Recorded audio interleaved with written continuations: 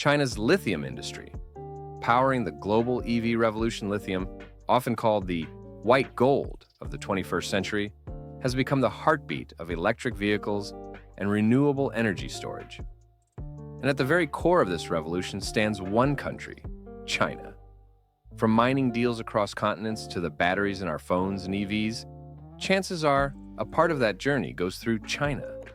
So how did China become the giant of the lithium world? Let's explore this remarkable transformation. Part 1. China's rise in the lithium industry. China's lithium journey began modestly in the 1990s. Early developments focused on small batteries for camcorders and electronics. But things started to change when companies like BYD began investing in lithium battery tech. Before the 2000s, Japan led the world in lithium battery production. But China had bigger plans. By the 2010s, with growing global demand for EVs and electronics, China made a strategic move, scaling its battery industry fast and wide.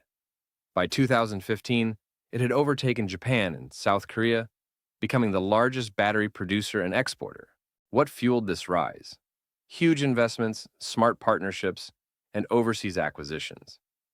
For example, Chinese company Tianqi Lithium bought a 51% stake in Australia's Greenbushes, the world's top hard rock lithium mine. Today, China holds only about 13% of global lithium reserves, yet produces around 80% of the world's lithium chemicals and dominates battery production. In 2023, China processed over 70% of all lithium ore globally. It has become the world's lithium refinery. Part 2. Lithium supply chain. Upstream, midstream, downstream. Upstream, mining and raw materials. Upstream is where lithium begins, in rocks and salt lakes. China has its own lithium mines, especially in Sichuan, Xinjiang, and Qinghai. But many of these are remote and hard to extract from. So, Chinese companies looked abroad. They bought stakes in lithium mines in South America and Australia. As a result, Chinese firms now control a significant portion of global lithium sourcing. Today, China imports nearly half of the world's raw lithium, refining it in massive chemical plants. Midstream, processing and components. This is where China truly shines.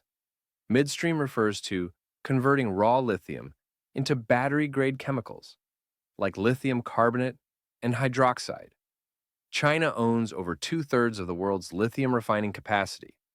It also dominates cathode, anode, and electrolyte production. If a battery component exists, chances are it's been made or processed in China. Downstream, batteries and EVs. Finally, there's downstream, battery and EV manufacturing. China makes over 70% of the world's lithium-ion battery packs. It's home to the largest EV market and some of the biggest EV makers: BYD, NIO, XPeng. China doesn't just power its own needs, it exports. In 2023, China shipped more than 1 million EVs, making it the world's largest auto exporter. Part 3. The key players upstream champions.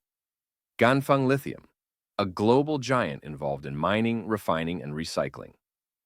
Tianqi Lithium, known for its strategic stake in Australia's Greenbushes mine. Other players include Sinomine, Sichuan Yahua, and a wave of resource-rich firms expanding abroad. Midstream titans. CATL, the world's largest lithium-ion battery manufacturer, supplies automakers globally. BYD produces both EVs and its own batteries. Other names include Calb, Eve Energy, Guoxuan, and Ferasis. Downstream drivers: BYD, NIO, XPENG, SAIC, and GEELY lead China's EV revolution.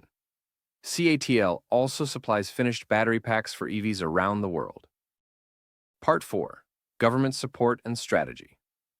China's lithium industry didn't grow by accident.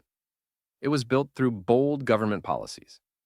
Early 2000s, national R&D programs focused on battery tech. 2009 to 2015, Subsidies for EVs and battery makers supercharged demand.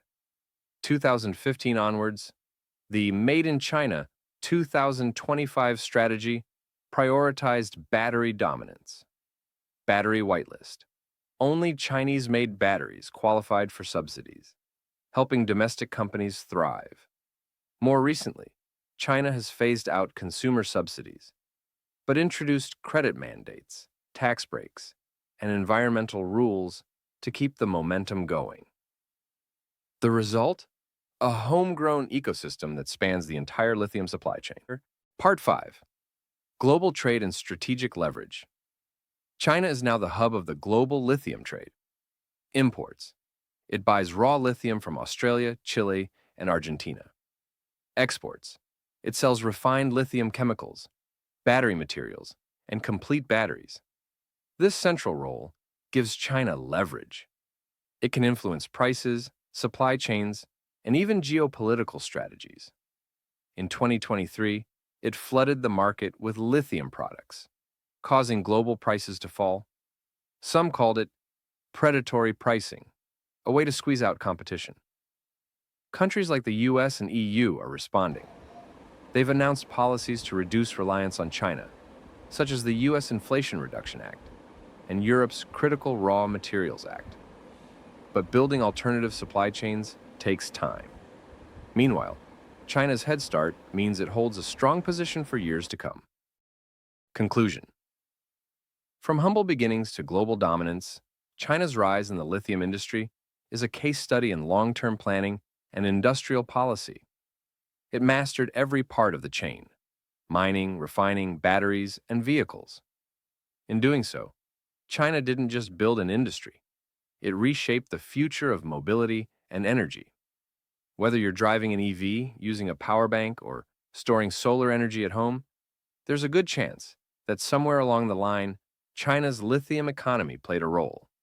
As the world races toward a cleaner, electrified future, all eyes are on lithium and China's grip on it. Stay tuned, because this is only the beginning of the global lithium story.